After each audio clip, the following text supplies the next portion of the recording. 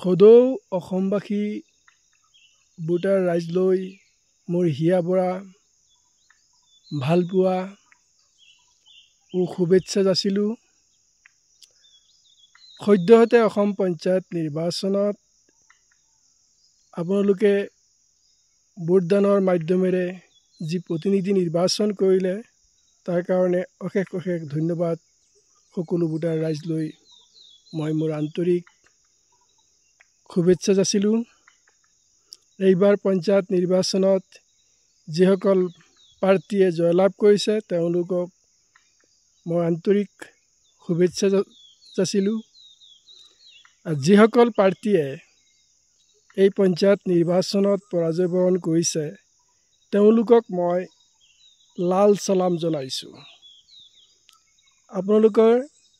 ৰাইজে আপোনালোকক কাম কৰাৰ সুযোগ নিদিলেও আপোনালোক ৰাইজৰ মাজত থাকি ৰাইজৰ কাম কৰি যাবৰ বাবে যদি আগবাঢ়ি আহিছিল আপোনালোকে ৰাইজৰ মাজত ৰাইজৰ সেৱা শুশ্ৰূষা আগবঢ়াই যাব, ৰাইজৰ কাম কৰি যাব, তেতিয়াহে আপোনালোকে ৰাইজৰ অন্তৰ জয় কৰিব পাৰিব। মোৰ পৰামৰ্শ এইটোৱেই যে যিসকল প্ৰাৰ্থীয়ে যোৱা পঞ্চায়ত নিৰ্বাচনত পৰাজয় বৰণ কৰিছে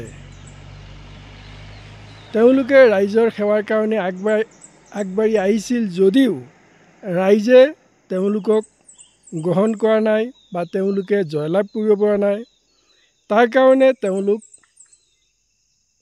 বেজাৰ হৈ থাকিব নালাগে আৰু হতাশ হ'ব নালাগে আৰু এতিয়াতকৈ অধিক উৎসাহ আৰু উদ্দীপনাৰে তেওঁলোকে নিজৰ কামবোৰ কৰি যাব লাগে।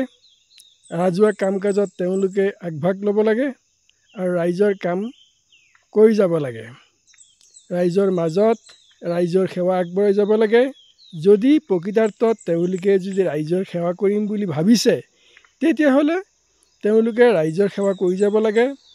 তাৰ কাৰণে মোৰ এটা পৰামৰ্শ যে যিসকল প্ৰাৰ্থীয়ে যোৱা পঞ্চায়ত নিৰ্বাচনত পৰাজয় বৰণ কৰিছে তেওঁলোকে যে প্ৰতিটো ৱাৰ্ডত যিসকল প্ৰাৰ্থীয়ে ৱাৰ্ড মেম্বাৰ প্ৰাৰ্থীয়ে পৰাজয় বৰণ কৰিছে তেওঁলোকৰ লগত থকা তেওঁলোকৰ কাৰ্যকৰ্তাসকলক লগত লৈ প্ৰতিটো ৱাৰ্ডত এটা RTI কমিটি গঠন কৰক আৰু সেই RTI কমিটিৰ পৰা আৰু এটা কমিটি তদাৰক কমিটি বুলি এটা কমিটি নামাকৰণ কৰি তেওঁলোকক বাছনি কৰি দিয়ক যাতে MGNREGAৰ অধীনত যি কাম আমাৰ প্ৰতিটো পঞ্চায়তত বা প্ৰতিটো ৱাৰ্ডত যি কাম MGNREGAৰ অধীনত কামবিলাক হৈ আছে সেই কামবিলাকৰ খতিয়ান তেওঁলোকে সম্পূৰ্ণৰূপে আমাৰ পঞ্চায়ত প্ৰতিনিধি ৱাৰ্ড মেম্বাৰে হওক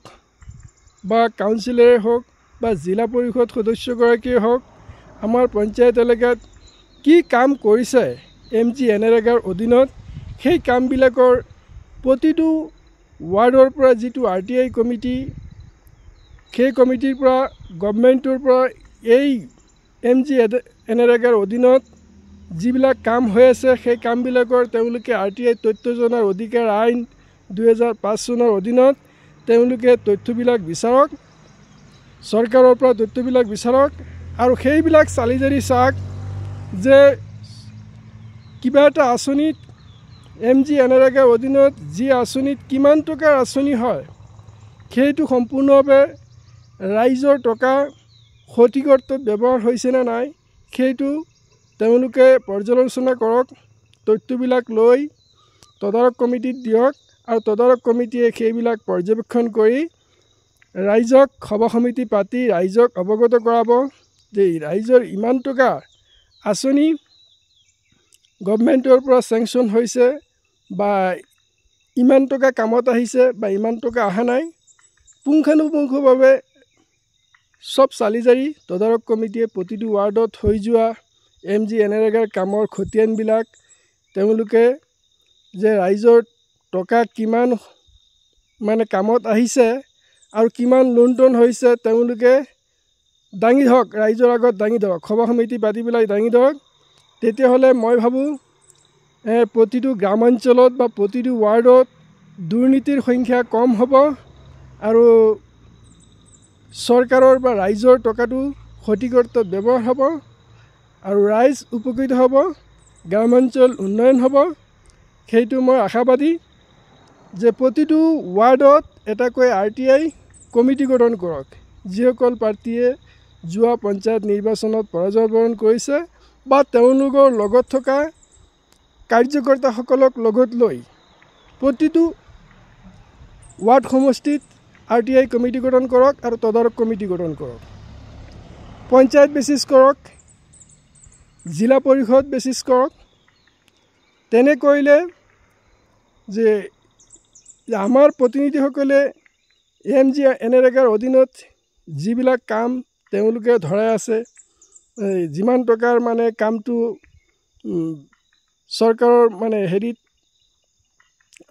আবণ্টিত হৈ আছে, সেই গোটেইখিনি টকাটো মানে কামটোত সেই আঁচনিটোত লাগিছেনে লগা নাই, সেই তদাৰক কমিটিবিলাকে চালি জাৰি চাওক, চাই পেলাই ৰাইজৰ আগত দাঙি ধৰক যে ইয়াত মানে গোটেইখিনি ৰাইজৰ টকা বা চৰকাৰী টকা সঠিক অৰ্থত ব্যৱহাৰ হৈছে বা 50% হৈছে বা 30% হৈছে, কিমান পাৰ্চেণ্ট হৈছে, সভা সমিতি পাতি পেলাই, ৰাজহুৱা সমিতি পাতি পেলাই সেইবিলাক দাঙি ধৰক। তেতিয়া এনেকৈ বিভিন্ন যদি কোনোবা যোগ্য ব্যক্তি কিবা চৰকাৰী আঁচনিৰ অধীনত তেওঁলোকে সা সুবিধা পোৱা নাই, সেইবিলাকো সভা সমিতি পাতি পেলাই এই RTIৰ তদাৰক কমিটিয়ে দাঙি ধৰক। যদি কিবা উৎকোচ লৈছে, কোনো ৰাইজৰ প্ৰতিনিধিয়ে কোনোবা প্ৰতিনিধিৰ উৎকোচ লৈছে, তাৰ বিৰুদ্ধে তেওঁলোকে অভিযোগ দিয়ক। যদি তেনেকৈ হৈছে, কোনো উৎকোচ কোনো দুখীয়া ৰাইজৰ পৰা বা গৰীব ৰাইজৰ পৰা কোনো উৎকোচ ল'ব নালাগে। যদি ৰাইজৰ প্ৰতিনিধিয়ে তেনেকৈ লৈছে, তাৰ বিৰুদ্ধে প্ৰতিবাদ কৰক, অভিযোগ দিয়ক। তেতিয়া মই ভাবোঁ তেনেকৈ দুৰ্নীতিমুক্ত এখন পঞ্চায়ত, এখন সুস্থ আৰু নিকা পঞ্চায়ত হ'ব বুলি মই আশাবাদী আৰু গ্ৰামাঞ্চলৰ উন্নতি হ'ব বুলি মই আশাবাদী। সকলো ভোটাৰ ৰাইজলৈ মোৰ আন্তৰিক অভিনন্দন ও চালাম যাচিছোঁ। আজিলৈ ইমানেই, লগ পাম নেক্সট ভিডিঅ'ত। Thank U.